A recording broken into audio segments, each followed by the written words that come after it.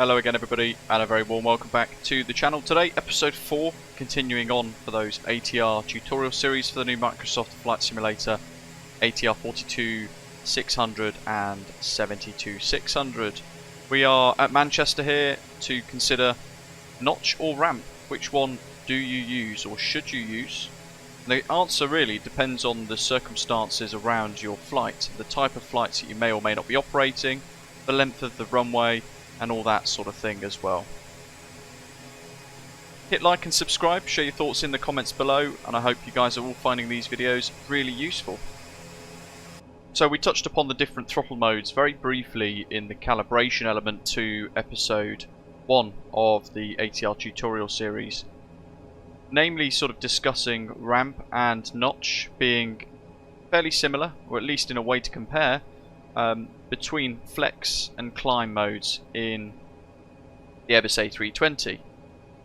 In a way, you could probably also compare it between toga and flex in the A320 as another way to kind of compare it, and that's not intended to confuse you guys, but more so to explain that the white area here, which is notch, is what you're probably going to try and use the most for takeoff.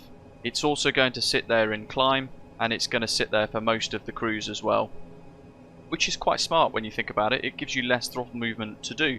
If you're operating from somewhere like Skiathos, however, and you use ramp for takeoff, which is the red area here, then you're using more power, more engine power, because of those short field ops and all that sort of thing. Or perhaps maybe for initial climb out you've got a bit of terrain avoidance to consider too. It also depends on things like weather conditions. If you're flying in icing conditions, you might want to use a little bit more power, but again, that is your preference. When you've got a really long runway like here at Manchester, you can use notch, the white little area in the throttle, to set a nice flex style takeoff. And that way, you're protecting the engines, you're not overpowering the engines. So at the moment we're taking off in notch mode. You can see the aircraft accelerates quite nicely anyway. We don't really need to worry too much about power output because there's a decent difference between the two, ramp and notch. And this is certainly sufficient for what we need, especially with the runway length. However, if we were taking off with ramp engaged, at around 500 feet, we need to try and get the aeroplane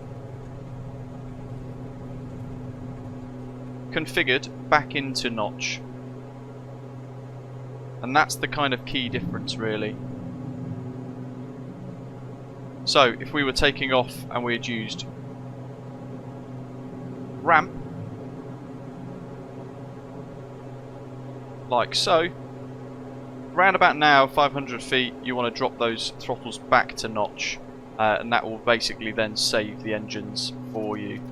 And then when you can, move into the climb gate. And that, folks, is it. Episode 4, the ATR tutorial series. The next few, like this one, are going to be short and snappy, covering a few things that we may not have covered in the earlier tutorial series. I hope you're finding them useful. Hit like and subscribe, and I'll see you very soon for a live stream in the future. Take care. Thanks for watching.